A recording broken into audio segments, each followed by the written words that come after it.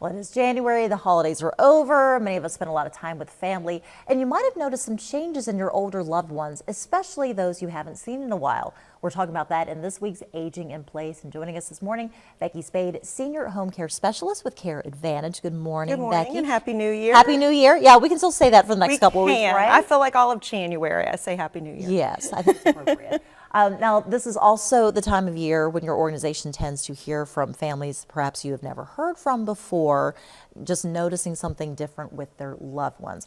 Talk to me a little bit about that. Well, so Care Advantage does see an uptick, if you will, of inquiries this time of the year because people have, the past month, everyone's been home visiting loved ones. And if you live out of town and don't get to come in and see mom or dad very often, all of a sudden you may have noticed some declines. Right.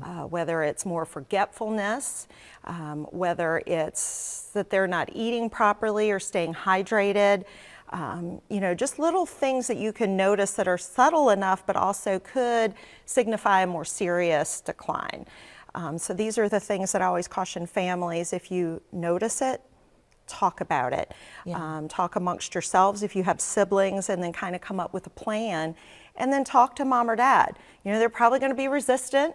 They don't want their kids telling them what to do. Right. And a lot of times, again, if you live out of town or you've got your own family and your job and obligations, you may need assistance. And we always encourage people. I'm telling you one thing, having that third party assistance makes a world of difference, because if you tell your mom something, she's probably not going to listen to you. Right. It's an objective person, right. She's third going party. to listen to somebody else, especially somebody that's in an organization that's health related, that she feels is more of an expert in what they should do, and it takes a lot of that pressure off of children. Well, and I love the fact that you mentioned people that are out of town that maybe don't see these folks as often as maybe other family members do, because it's really easy to maybe miss those subtle changes if you see that loved one pretty often. Right. If you haven't seen them in some time, you can tell, oh, you know, there's significant weight loss, there's maybe a change in their appearance. We've actually got a list of 5 of, I think, the most prevalent ones that you were saying that, of course,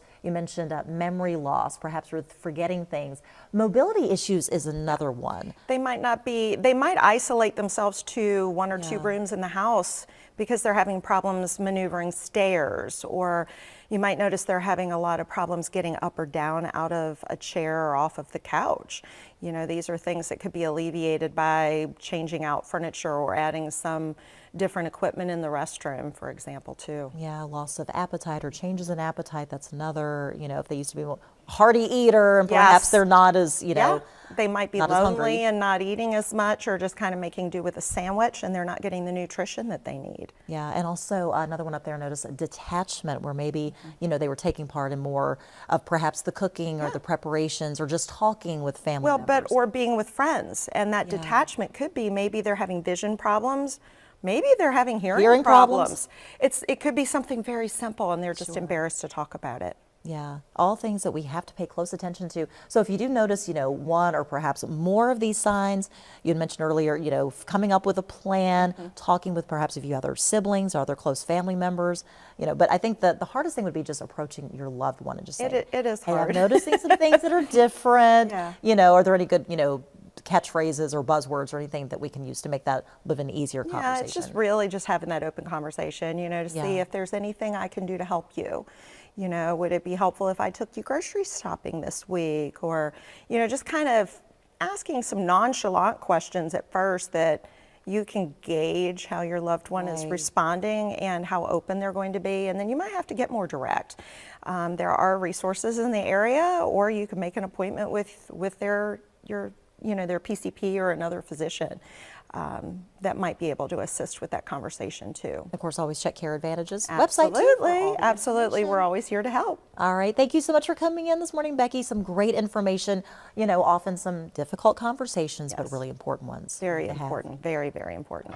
Well, stay with us. We'll be right back.